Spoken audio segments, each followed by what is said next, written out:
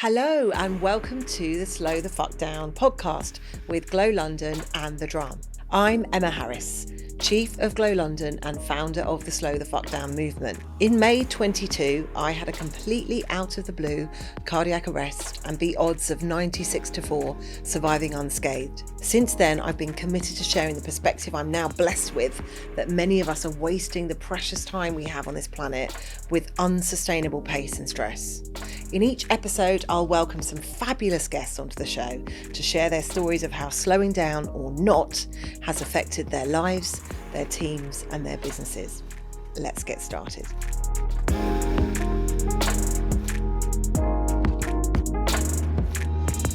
Welcome to Slow the Fuck Down. Joining us today are Claudine Collins, media powerhouse and former MediaCom leader whose career spans decades shaping brands, teams and boardrooms. And John Evans, founder of the most popular podcast in marketing so far, Uncensored CMO, whose conversations with the world's top marketing leaders really drives impact. Welcome to the show, Claudine and John. Very excited about today. Thanks for being here. We always start with the same question, which is how did we get here? And by here, I mean the craziness of the world that we're in. How, the pace, the madness, the craziness that's around us. How do you think we got here, Claudine? Oh my God, that is such a big question, isn't it? So I think two things really: people's behaviour and technology. Obviously, that's how we got here. I think, when I think back to when God, this makes me sound so old. I mean, you've already said I've been in the industry decades, which I have. As have I. But thank goodness. Yeah. But when I started, it was like, oh my God, this is the best job on earth. There's like 4 TV stations, there's a few newspapers, a few outdoor and a bit of radio. And that was just easy. You'd have one TV programme, you'd be able to get the whole family, like that huge proportion of the UK watching. And obviously now technology has just changed everything, and the mobile phone has changed everything. So, and people's behaviour. So I think don't start asking me about the world at large and how we got to where we are, because I honestly don't know how we did. But I think that, you've got to capture people now rather than them just be there. You have to actually warrant their attention. And so storytelling is a really big thing. And so it should be in our industry. But the rest of the world, honestly, just baffles me most of the time. Well, it's good that you kind of don't try and control it or understand it. That's a very healthy approach to it. Do you know, I had this really crazy conversation with my producer, who's a lot younger than me, so he's kind of late 20s. And I explained to him what my in-tray was. So do you remember Yes, I had to say, we all had a desk, and there's a thing called an in-tray and an out-tray. And you get there in the morning and you'd have all these brown envelopes, and inside there'd be a memo. And then you have to reply to the memo and it'd go in the out tray, and someone would carry it to the next person. And that was the predecessor to email. It just blew his mind. Yeah. But you think how much time you had to focus on a task. The relationships were pretty much in the office. You're all together, so you could, solve things and so on. But what technology has done is just amplify where we get source of information. If I compare my inbox, maybe I had 12, if I had 12 memos in a day, that would be a really bad day. You know what I mean? Now it's 140 emails is an easy day. Yeah. So mentally, what we're having to process and cope with, and the amount of signals coming in all directions, it's a really big challenge, I think. My dad always used to talk about how he'd type a letter, send it off, take 2 days to get there, to place an order. The guy would write back, accepts your order. That would be another 2 days. I mean, it would take 2 weeks to do anything. Absolutely. And now it's seconds. My kids are like, when's it arriving? When's it arriving? When you've just ordered, you're right. It's the pace. It's absolutely relentless, which is why everyone needs to slow the fuck down. Do you know what? Just there was a certain joy in getting something back 2 days later with a little seal on it, and you had to open it up. There's some pleasure in that, isn't there? I still listen. I still love written letters, thank you cards. I mean, it rarely happens now. And I think, to your point, Emma, about how did we get here? People, I'm such a relationship person. I love talking to people. I love finding out about people. I love being in their presence.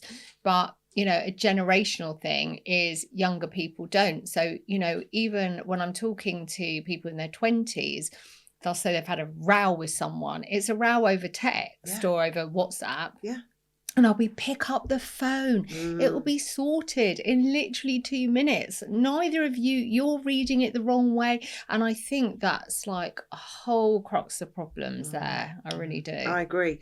Communication is only 7% the words. Yeah. 38% is the tone, and 55% is all the non-language, non-verbal cues. Yeah. So when you're reading something, you're making up 93% of what's going on. It's so easy to misinterpret. I agree. There's relationships that are online. Yes. My daughter's son, oh, so-and-so, I've been talking to this guy. Almost that's that talking to is in a relationship. Yes. Oh, how many times have you met them? Oh, no, they haven't met yet. It's like, what? I know. How's that real? I know. Which is very old. And how are you both doing in this crazy world that we're in at the moment? How are you doing, Claudine? So, generally, I am feeling excited, relaxed, happy, as well worried about this world, because I do worry about this world. It's just a bit crazy, I think. So much of what's going on is upsetting and crazy. So that also worries me. But I am a glass half full person, positive person, and, you know, having a different time in my life now has just been an absolute joy. So I'm really happy and excited, because there are things coming. So I'm excited about what's to come as well. Good. We'll come back to that. John, how are you doing? I'm loving it, honestly. I kind of feel like I've cheated somehow, right? Because I'm now get paid to talk to people. And it's like, if you had told my 21-year-old self, I'll be doing this for a living, I wouldn't have believed it. Yeah. I wouldn't have believed such a job would exist and people would put a value on a conversation. So I genuinely feel very blessed. I mean, honestly, I think compared to, I mean, partly when you read the news, it gives you it gives me anyway a massive sense of gratitude for the advantages we have in this country and the jobs we have and the opportunities and the people, you know, like you two that I get to surround myself with is a real blessing. But then that's also kind of balanced with a bit of nerves, you know, because, you know, when you're independent like I've just become, you don't quite know how it's all going to play out, and things move so fast, and you think, will I be overtaken? Will technology make me obsolete, and those kind of things. So I think focus in on the thing that isn't going to make you obsolete. So I figured out if I talk to people, we'll always want to connect, we'll always want to talk, we'll always want to learn. So I'm doubling down on something I don't think AI is going to take away quite yet. And AI my will not anyway. Wear a shirt as well as thank you. Yes, no way. All this stress. I mean, there's a lot of fabulous styling going on here. I agree with you, and I think, you know, today I'm doing, you know, having a podcast day. This is your life, and this is just a side hustle for me. Good fun, it's literally my favourite thing to do. So when I asked John to come, I was like, poacher turned gamekeeper. Yes, this would be interesting for you to be on the other side of it. Brilliant. Has there been a time when you've forgotten to slow down, Claudine? I know the answer to this because you messaged me and said, can we have a coffee? I did. Tell us about that. Yeah, my whole life. Like, apart from the last 6 months, if I'm really honest. You know, I think it started like when I went to school. I was never like the cleverest student. I always had a huge work ethic. So I talk about this quite a lot. My mum went back to work like 8 weeks after I was born. Anyone that ever says to me, oh, I feel guilty as a working mum, I say, I'm just telling you that I could not be closer to my mum. And she never picked me up from school. Maybe on a Monday would pick me up from school. You know, she worked and I was proud of her, and I got my work ethic from there. So school, I always worked really hard, went straight into a job. And if I'm honest, it was, and I'm being really honest here, like I couldn't get a boyfriend, right? I just couldn't. I felt I'd let my parents down. I was like this tall kind of big girl, and none of the guys, they all like little petite girls. And so I thought, right, well, I'm going to make my parents proud, and I'm going to do really well at work. So I put everything into it, and really that continued my whole life. I never had a break until literally June. Apart from a holiday or Christmas time, I never had a break. And I always felt that I had to prove myself. If at the end of the week, I'd always think to myself, what have I achieved this week? Have I achieved something good for the company? Have I achieved this? Have I been a good daughter to my mum? Have I done this? And then I got married 8 years ago, so late in life. inherited 3 stepchildren. So that even kind of just, so, you know, when people used to say to me, what do you do for yourself? I'm like, nothing really. I still don't have any hobbies, but I will get some hobbies, but I haven't. So yeah, until 6 months ago, which we will come on to talk about, I never have. Wow. I mean, that question, what do you do for yourself? That was the big thing when I woke up in ICU after my cardiac arrest. Wow, I never put myself first. I do think, you know, when you bring kids into the picture, and I'm stepmom as well. Yeah, it's a lot. John, tell us about time for you. I my instant reaction was similar to yours, like, slow down? What's that? When did that happen? Yeah. Throughout my whole career, I've tried to organise being made redundant and getting gardening leave. And I've always failed. You know, you hear these people that, I'm on gardening leave for 6 months. I'm like, damn, like, how do you get that? You get fired twice or made redundant twice in a year. I know. You see, I've been trying really hard at this, right? But every time, like, they've renegotiated the gardening leave down to, you must complete these projects. And I end up working till like the Friday night or the Monday before the next thing. You know, so I've never managed that thing, but I'm still trying. So, you know, eventually it's going to work out. But when it's funny, actually, because it's funny where your mind goes when you think about slowing down. So I think for me, the moment, so rather dramatic here, so sorry about this, but the month before COVID started, my house burned down. Oh. So when COVID happened, it was like the second most dramatic thing to happen that year. So the only time where I've felt, what's the phrase? Like, you're completely paralysed. You know that moment you get like the panic attack thing? I've never felt that in my life. I've always kind of considered myself to be super robust. I can do anything and all that sort of thing. And I got to a moment where I thought, I don't know what to do. I literally house, got to rebuild it, COVID, what's happened to the job. And that's the time where I suddenly thought, I need to just take stock. And weirdly, actually my therapy at that time was having a podcast. I just started the podcast, right? Oh, wow. And I used it. Everyone thinks I'm doing a podcast to sort of build a business. It wasn't that at all. I was using it as my therapy. Yeah. I just wanted to talk to people in a similar situation and build relationship. And then rebuilding the house for me was kind of my kind of way of, kind of getting out of the situation. But I remember that moment where suddenly you have that sort of mini breakdown, isn't it? Where you just go, I can't work this out now. It's just like, it's out of my control. What am I going to do? Yeah. Sort of thing. That's probably the hardest moment. God, that's my worst nightmare. Yeah. Yeah.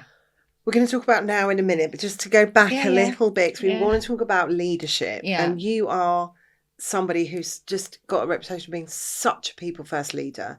Anyone that's ever worked with you, anyone I know that I've ever mentioned your name, the look on their face, their first words out of their mouth is always, oh my God, love her.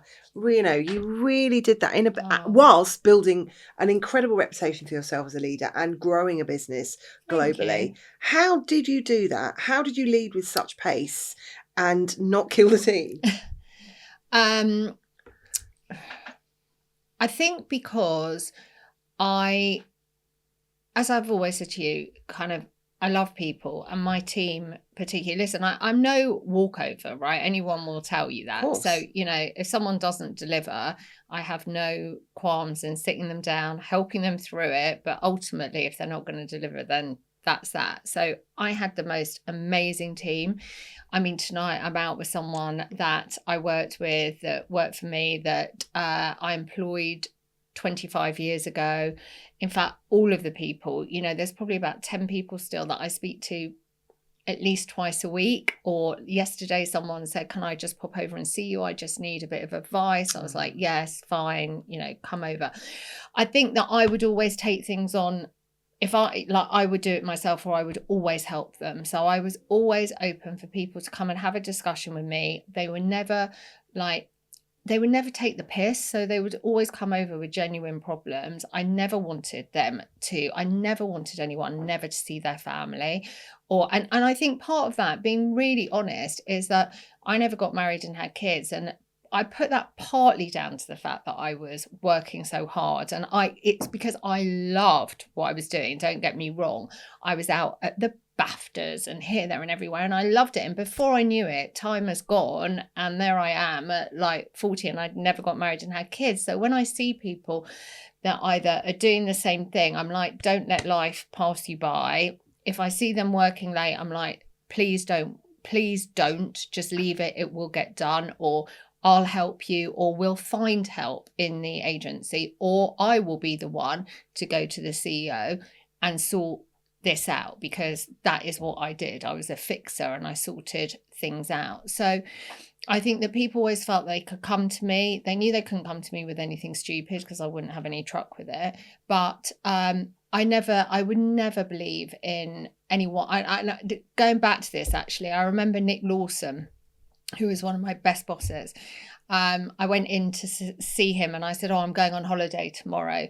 And he went, okay. And it was back in the days when we had Blackberries, right? So it wouldn't be like having your mobile phone, because you had your phone, but your Blackberry was your work email, if you like. And he went, give me your Blackberry. And I went, no way. And he went, give it to me. He said, you are not working on holiday. Give it to me. And I had to give it to him. And it was the most amazing week, where no one got hold of me. And so now when people go on holiday, I'm always like, I'm not contacting you. Do not, if I desperately need you, I'll WhatsApp you or I'll call you, but do not look at your emails. You have to have a break. And, I would take it on, because likewise, when I'd have a break, my team would take it on and they wouldn't contact me about stuff. They'd just be like, we'll sort it out ourselves. Brilliant. So, are you listening, leaders? Are you listening? And John, you've spoken to hundreds of marketing leaders. And there's so much pressure at the moment. The pressure is such an overused word. There's so much pressure. The pace, the technology is driving all this pace at the moment. What is for you the most common kind of belief that these leaders hold in terms of pace is better? And how do the best ones flip that around to make sure they're doing things right, not just fastest? Oh, such a good question. Mm-hmm. And I think that what makes this question so difficult is the reality is speed is a competitive advantage for most companies. If you're a challenger brand and you want to take on the big brand, your ability to do something quicker is competitive advantage. Mm-hmm. So I was at Brewdog for 3 months, right, before I got fired the second time. And honestly, I mean, James is one of the most impressive people I've ever met, but his mantra is, we have to do it 10 times quicker than anybody else. And he would not accept no for an answer. So he'd go, how do we launch this in 6 weeks, not in 6 years or whatever? Or how do we do it tomorrow rather than next week? Everything was constantly raise the bar, do it faster. And you saw the collateral damage from that, right? In terms of the employees and the morale, and things broke, right? Equally, I've worked with some very impressive people that have done things very fast. And so Corey, for example, at Elf, the CMO of Elf, she's built an incredible business there. And I was just talking to her last week, actually, about how do you do speed? And she said, well, speed, if you talk to Usain Bolt, he wasn't super fast from day one. He trained, right? He understood what doing things quickly took, and the preparation and how you do it. And speed was a muscle that got built up over many years. So I think when we talk about speed, we need to decide, are we going to break things and fall over? Or are we going to design for speed and design the infrastructure and the support systems to allow speed to happen without breaking us? And so I think that's something that the best CMOs do. They understand speed's an advantage, but they work out how to do it. The second thing is, and I'm going to steal this from Sophie Devonshire, love Sophie. In her book, Lead with Speed, she has a concept called strategic laziness, which I heard that went, oh, this is me. I like this, you know what I mean? But something that I get told a lot is, I'm very ruthless about what I do and don't do. Very ruthless about if this is going to add value and help us get to the goal, let's double down on it. If this is not critical, let's not do it. And it's really hard because you feel as a people pleaser, I feel bad because I have to let some people down. It really tugs at you. But actually you're doing yourself and them and the team a huge favor by being really, really, really clear on actually what does it take to succeed, and then allocating resources accordingly. And I think the final thing that I've learned is, it's a bit like in sport, right? They have half time for a reason. They have half time to rethink, are we doing the right thing? Are we pushing in the right place? Are we supporting each other? Do we believe in what we're going to do in the second half? And I think you've got to, a bit like you saying about going on holiday, you've got to build in the breaks. They're really important. The breaks are the thing that, accelerate you. And it's a bit like, I do a lot of cycling. And in cycling, the strength comes from the day that you don't train, because you damage your muscles in training, and the gain comes from the bit when you don't train. And I think, wow, so actually take recovery seriously. Absolutely. Yeah. Going back to the sporting analogy, athletes do not train 7 days a week. That downtime is part of their recovery. So with business people, I'm forever hearing about people working weekends. And it just amazes me how they can think that you can maintain a level of high performance and focus when you're just doing it all the time. I recover a lot. As in probably 7 days a week I'm just in recovery.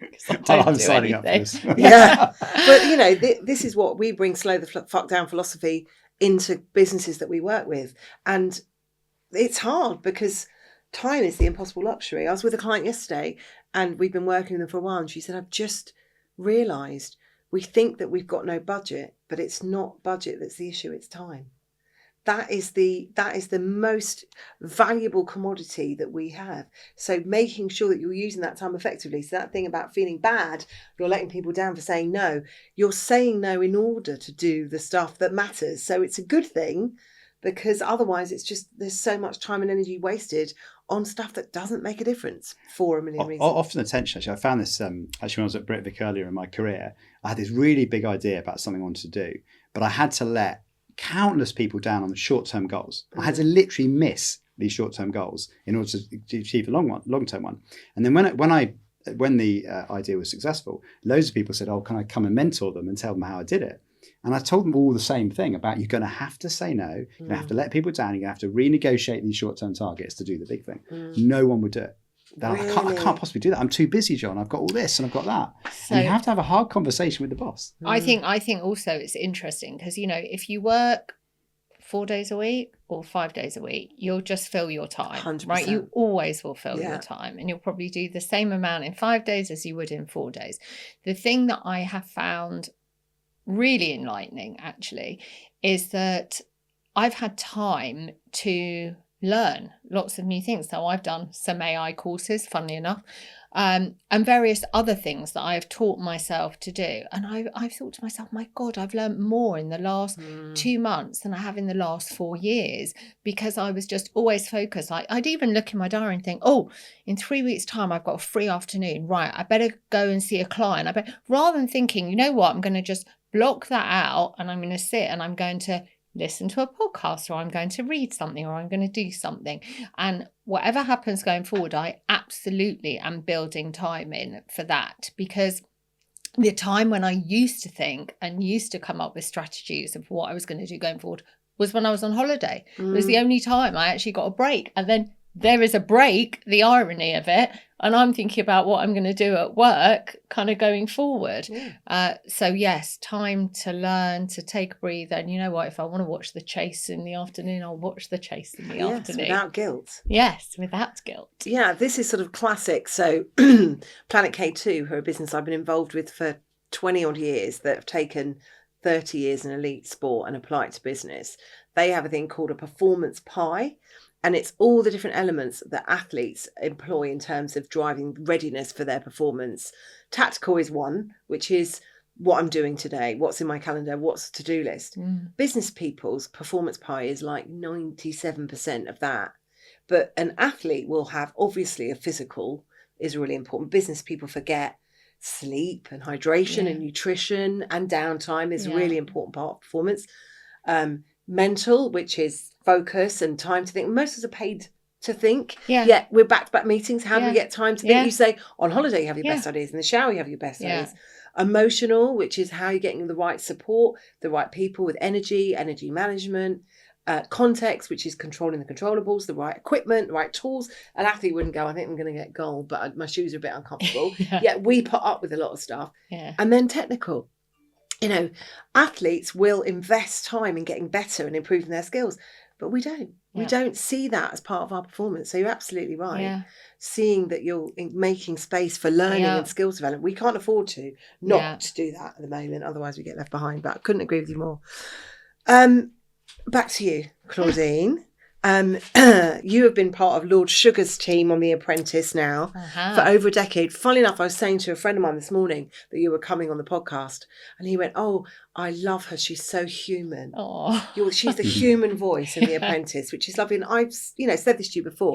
I do watch that and think, God, I don't want my kids to see that. This is not what an office environment is, and it's doing all the wrong behaviours. How do you, as this big people first person, how do you marry that with your values? Well, I think that is why actually I started, I suppose I had that persona of being the kind of nice and encouraging one. And I'm not going to lie, right at the beginning, there were a couple of times when they said to me, oh, you know, delve into this or delve into that. And I'd be like, no, I don't feel right about doing that. Now, you ask Claude Littner, who is actually one of the nicest men you can meet, like, why don't you shake their hand when they walk in? He goes, oh, it's a TV program. It's like a caricature. He goes, I wouldn't dream of not shaking someone's hand if they were coming in. So I actually think, so it's kind of evolved that we all have our Personas. bit and our persona. So, you know, Claude literally couldn't care about the CV or whatever. He's just about the numbers and the business plan. You know, Linda will maul them over whatever because she just does, and she loves her persona of Queen of Mean. For me, it's equally as important, if not more, than the person that is going to be Lord Sugar's business partner is doing it for the right reason, because he is still investing 250 grand and he doesn't like it when it doesn't make money. So that they're doing it for the right reason and not just to be famous, and B, that they'll get on with him, because there have been a few times when we've been in the boardroom and he'll say, oh, this person's really good, and I'll go, I don't think so. And he has taken and the other three will go, oh no, I think he's great. And I'll say, something about him, he's slippery, he's this. I'm telling you, I don't think he's in it for the right reason. And I think, well, nearly always actually, he has taken my view. So he likes the fact that he gets a bit more of a human character. And I know that he is very gruff and direct and to the point, but everyone that's worked with him has worked with him for decades, and they say not only is he brilliant, he doesn't put up with any nonsense, he listens to people, and he is a very good mentor and business person. I mean, I get like, hello, how are you? I'm like, fine, how are you? And, you know, chat about the candidates and that's it. So it's fine. I met him a few times in the boardroom at Spurs, but that's another story. Okay. My dad always used to say to me, "You've got to go. He'd love you. He'd love you. He'd Yeah, absolutely love you." Then I think that ship has sailed. He would love you. He would. Well, John, in your experience of hearing all these CMOs' stories, what do you think separates those that last from those that burn out? That's a great question. And there's a reason I'm doing the podcast and I'm not a CMO, right? Because I've learned the lessons. Well, actually, one thing we'll link back to Claude and I worked together for a few years on Lucasade. Yeah, we did. I remember the creative agency coming in, and they were sort of a bit annoyed at me that I hadn't spent more time on kind of the particular creative that we're working on. And I said to them, have a guess at how much of my diary is working on the creative. 100%. And they're like, 40%, 50%? And I said 5. Yeah. I said, the reality of my job, and you know, I wish it was different, right? Because by the way, the meetings I had with them were the fun meetings. Yeah. I used to look forward to that. I was like, if I can get a Friday to go and see them, it's winning, you know, that sort of thing.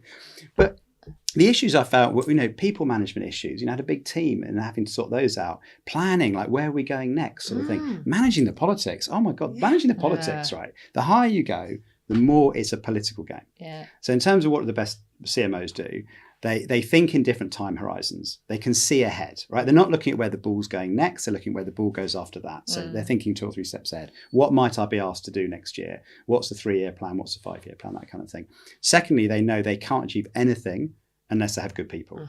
I mean, literally, because I also made the mistake when I started at Lucasade, Ribena Suntory, that I'd come from a small startup. Right, so I got asked a question. I tried to answer the question myself or do the thing myself. Yeah. And then I just get these weird looks going, John, what have you got a team for? Like they look at me going, I remember picking up the phone. We got it's quite funny on this. But anyway, we were reviewing a new water launch, right? And on the kind of like the RAG report about what, you know, how many stalls we'd got into, there was a big gap. WH Smiths, they hadn't yet confirmed if they were taking this water brand. I got my phone out and I phoned the buyer, Dan, and I said, Dan, can we agree this now? And I'm literally in the meeting going, okay, done it. And I said, right, tick that off, we've done it, sort of thing. I was like, and they looked at me going, who is this guy who just walked in, knows the buyer of WH Smiths, you know? But although I thought I was being a hero in that moment, you know, I'd missed the fact that my job was to help other people do their job and to build that. So that's really important. The third thing I'd say which again is I probably learned this too late, is, and by the way, you're very good at this, is persuasion. Right? Your job is to persuade stakeholders that what you're doing is going to work, before they give you the money. And a lot of it is about managing different people's agendas, selling in ideas, getting alignment to different plans and different launches and that kind of thing. So seeing ahead, managing the people, persuading the organization, and then being accountable for the performance as well. And it's one of those horrible things about leadership, which I really hate. It's that if it goes wrong, it's your fault. If it goes right, it's everyone else's right responsibility. Yeah. And as much as I hate that, and it really winds me up, it's a reality that, you have to suck it up. So the best CMOs figured that out. I figured it out too late, but the best ones can do all that. I agree. And also those people around you, it's okay that they know more. So often we work with leaders who you can see when you explain that to them, they're shocked because they think they've got to know everything that all their team know in case, because they've got this catastrophizing fear that if someone asks them a question they don't know the answer to, they're going to look like idiots. So well, I'll ask my specialist. I love that point so much, actually, because if there was one thing that knits together every really successful CMO I've talked to, it's actually curiosity, which is an odd thing to say. But in any situation, they know which questions to ask. So if you come in and you're an expert on AI, they'll start asking questions. They won't try and be the big dog. I know all the answers and pretend. They're really good at asking questions. And also sitting with I don't know. So, a lot of people are afraid of the words I don't know as a leader. But actually, when you sit in I don't know, you're more open to, you're more curious, you're more open to ideas. And also you're referring to your expert. And you're admitting you're not perfect, which creates trust, vulnerability, etc., etc. But very interesting. Love that. Stealing that. That'll be my next leadership presentation. Claudine, here we go. Yeah. So you are now 6 months post leaving WPP. Yeah. 7 months? Yeah. Tell us what your life is like and how much it's changed. Oh my goodness. Overnight, really. It was, I left quite suddenly, really. And bear in mind, as I said, I'd done 30 years there and 8 years at different agencies before that. So I'd worked for 38 years, literally every day getting up, every day looking at my phone, just generally. And then I left and I spent, I would say, a good 4 to 5 months of that time running around London, having meetings with everyone, not saying no to people that I didn't think, because a lot of old colleagues were like, really lovely, let's go out, let's take you out. But before I knew it, 4 to 5 months had gone past. I was very lucky. I had lots of job offers, but I just didn't really know whether I was coming or going. And Stephen Allen, who I work for, said to me right at the beginning, Claudine, just take your time. He said, I think you're going to be in the enviable position that you'll be able to, it's more what you want to do than just need to get something. So just take your time. And every time I'd come home and I'd say, I was offered this job, my husband would say, well, you don't look too happy about it. I said, no, you know what? I'm just not going to do anything unless I absolutely love it. I'm not going to do it. Then I got approached by Mission Group and they wanted a non-exec director, and it was 2 days a month. So I thought, actually, that'll be fun. Met the people there, really liked them. But there's a story that was about 3 weeks after I left on a Monday night. I got a text at 7:00 at night saying, from my head of HR, saying, we're cutting your emails off tomorrow. And I wrote back, so I was out for dinner, I wrote back, you can't do that. You can't. I said, I have literally got everything on my MediaCom email. I don't even have a personal email because work was my life, but everything went on that. I said, I've got my mum's cancer treatment. I've got my medical notes. You can't cut it off tonight. They said, well, that's what's happening. So I phoned the CEO. She was really lovely about it. And she said, right, leave it with me. And she called me back. She said, there's nothing I can do about it, but you won't lose anything. And they were really good. They said, we'll sort out with IT that you can move over whatever you need to do. So that was all fine. And the point of the story is that the next morning I woke up and I looked at my phone and there was nothing. And I thought, oh my God, this is a bit weird. So I got up and then I said to my husband, let's go and have a coffee. Let's go out and have a coffee. He went, all right. we walked down the road that I have lived on for 20 years. And for the first time, I saw trees and the doors of the houses that I had never seen before. Because if I'd walk, I was going from A to B, or I was looking at my phone, or I was thinking, oh, I need to do this for a client. Oh my God, let me write this down before I forget it, blah, blah. I couldn't believe that I was so in the moment, and I felt like this weight had been lifted.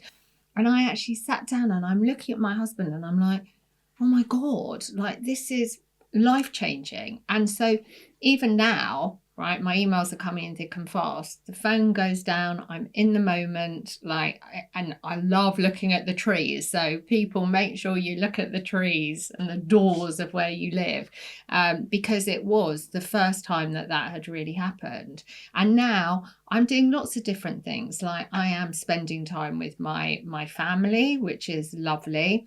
I'm doing a bit of work with Mission Group. I am having meetings with people that I want to have meetings with, and I'm chatting to about things that my gardening leave kind of finished. So I'm now chatting about new stuff, but I'm only going to do stuff that I really am excited about or I want to do, and that gives me some time as well. And so you should. You bloody earned it, honestly.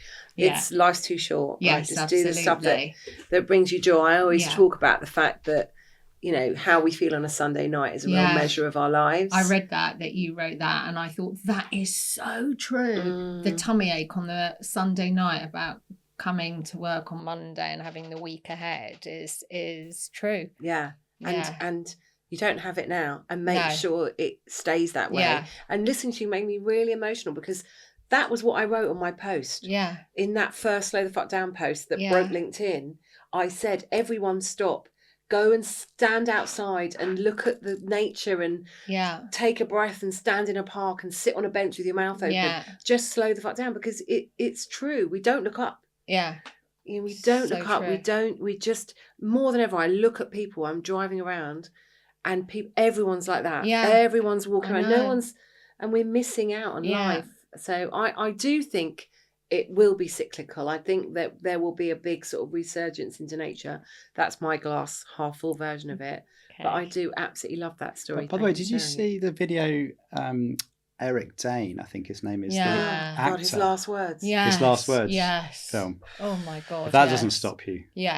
Don't know what does. I mean, and I'm a big McSteamy fan. I was a big McSteamy fan. I was always McSteamy, not McDreamy. Me too. Very heartbreaking. Do you know what we're talking about? I've got no idea. I'm imagining it. Emma and I know we're McSteamy all the You've way. You've gone somewhere. So the character in Grey's Anatomy, there was it was Eric Dane, and then there was Patrick Dempsey. Oh, I see. You're in one camp or the other. Okay, all right. It was a bit like Danny Zuko or Kaneki. Who are you? Kaneki. That's Kaneki. Yeah, of course, we're the naughty boys, aren't we? Exactly. Always a Kaneki fan. So much going on in the world. We talked about the craziness and the pace. What ways do you find, John, to control the madness, control your controllables? Particularly now you're sort of, you've got you're sort of master of your own ship, and it must feel like you just want to do everything tomorrow. How do you stop yourself? It's really, really hard, firstly. But I think the lesson I've taught myself is to obsess about the thing in your control and not to worry about the thing that's not in your control, and to expect things to go wrong, which I know sounds a bit weird, right? But stuff out of your control will always happen. You'll always lose a contract. You'll always get something will be delayed, a podcast won't happen, or a sponsor will drop out, all those kind of things in my world. And you kind of have to let go of that, because it's almost like you have to work as if your life depends on it, but hold it lightly, that if it gets taken away, it doesn't matter. And you sit in that tension. So obsess about things you can control and make them really good. Find the thing that you're really, really good at and just focus on doing a brilliant job, and then accept and let go of the things you can't control. It's kind of hard, but... Yeah, it's the prayer of serendipity, isn't it? Yeah, I love that. I love that. What is it about? Give me the grace to accept the things I can control and let go of things I can't control, and the wisdom to know the difference. Something like that, isn't it? Which is spot on. One of my other podcast guests talked about it's not that deep. Just having that sort of energy. It's not that deep. It's not that deep. Yeah. And, that's that whole kind of classic, don't sweat the small stuff. Yeah. I've been given a gift of that because you really don't sweat the small stuff. Yeah. It's so fun. I can't even remember why I cared about stuff now. Yeah. But, so true, isn't it? Yeah. I was at Britvic for many, many years, and there was just this phrase we had, which is, it's only fizzy pop.